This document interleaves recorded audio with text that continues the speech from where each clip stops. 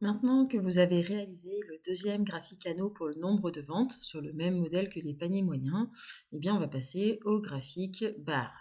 Alors pour ma part, en fait, entre les vidéos, j'ai rajouté donc les petites icônes comme ça et vous voyez, je les ai mises également au niveau de mes graphiques. Voilà, c'est pour rappeler un petit peu les choses. Peut-être qu'au niveau des couleurs, je les changerai également. Donc là, je vais adapter, on verra. Donc là, graphique barre, chiffre d'affaires par département. Donc on va aller sur TCD client. On va aller ici sur graphique barre pour le département et on va aller dans insertion, graphique recommandé. On va prendre les barres et ici on va prendre ce graphique. Alors ce graphique, attention, il affiche dans l'ordre inverse de ce qui est affiché. C'est-à-dire que par exemple j'avais affiché donc du plus grand chiffre d'affaires au plus petit et du coup là il affiche dans le sens inverse. Si toutefois vous voulez donc avoir la barre la plus importante en haut, ce qui paraît très logique, eh bien il faut faire un clic droit à cet endroit, trier du plus petit au plus grand. Et dans ces cas-là, le graphique barre va s'inverser. C'est comme ça, c'est Excel, des fois il ne faut pas chercher à comprendre. On va couper ce graphique, on va aller se mettre ici, je vais aligner avec l'autre. Je sais que j'ai donc dans ma trame, j'ai deux graphiques à positionner en dessous. Donc là, on va faire clic droit, masquer tous les boutons de champ sur le graphique. Ça va pas changer. On va enlever la légende parce qu'en fait, il n'y a qu'une seule barre, donc on n'a pas besoin de la légende. Et au niveau en fait de la hauteur, je vais essayer d'être un peu uniforme dans la hauteur. Donc là, en fait, sur les graphiques précédents, j'avais mis 9 en hauteur. Et bien ici, du coup, je vais également mettre au moins 9. J'ai vu que ça faisait 20 cm, donc là, en fait, on va faire en sorte, alors on va pas mettre 10, on va mettre 9 également, on va voir un petit peu ce que ça donne. Donc en mettant 9, ça réagit de cette manière-là. Très bien. On va, au niveau des axes, ici, on va aller enlever les axes, mais on va enlever l'axe horizontal, tout simplement, et on va enlever le quadrillage. On va ajouter ici les données, les étiquettes de données. Donc là, on voit en fait que ça va à la ligne. Alors peut-être que tout simplement, on va agrandir un petit peu le graphique. Si je vais mettre 10, ah, 10 déjà ça va mieux. Alors je constate même que du coup ça va à l'intérieur. On va peut-être faire ça un petit peu encore différemment.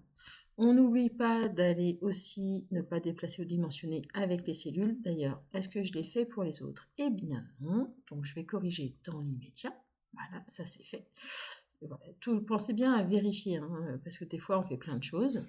Et donc ici, j'ai donc comme ça, je vais aller changer. Donc déjà, l'épaisseur de mes barres, les largeurs de l'intervalle, en fait, là, je vais marquer, par exemple, je vais marquer 100. Mes barres vont être plus larges. Si je mets 150, si je mets 50, du coup, ça va vraiment être très large. Et là, en fait, pourquoi je fais ça? Parce que peut-être que mes étiquettes de données, eh bien, plutôt que de les laisser là, je vais me les mettre en intérieur base, ici. Du coup, ça les met à l'intérieur. Alors effectivement, on regarde Côte d'Armor, bon bah c'est pas, ça remplit pas tout, mais je vais peut-être pouvoir les écrire sur fond blanc. Donc là, faut pas hésiter en fait à essayer en fait tout simplement pour voir ce que ça donne sur fond blanc et sur fond blanc en blanc et peut-être sur un fond de couleur. Alors un fond de couleur pas très foncé, mais suffisamment. Je vais peut-être par exemple rester sur un jaune. Alors jaune sur blanc, c'est pas génial. Voilà. Et si je reste sur le bleu, blanc sur bleu, je vois pas forcément, mais par contre, je peux peut-être écrire en noir sur fond bleu.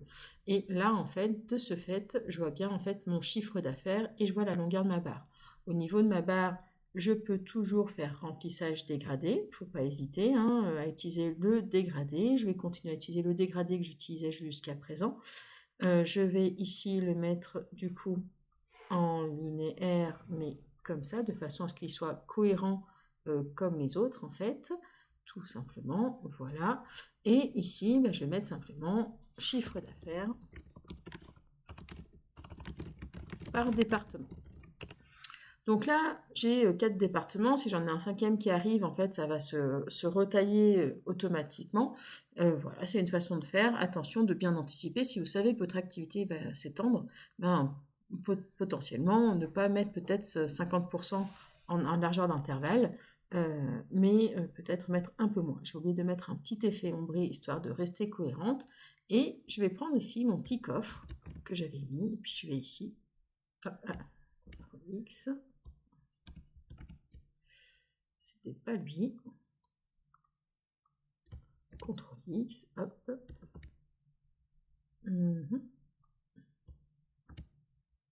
alors pourquoi il ne veut pas me le coller? Non, d'accord, CTRL C, CTRL V, des fois, il ne faut pas chercher, il faut recommencer. Voilà, comme ça ici, j'ai mon graphique en mode barre.